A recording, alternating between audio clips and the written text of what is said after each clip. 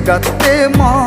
ඔයාව පෙරදා වරදත් නොබගේ හඳුනාගත්තේ නෑ මන් කිසිදා ආදරයක්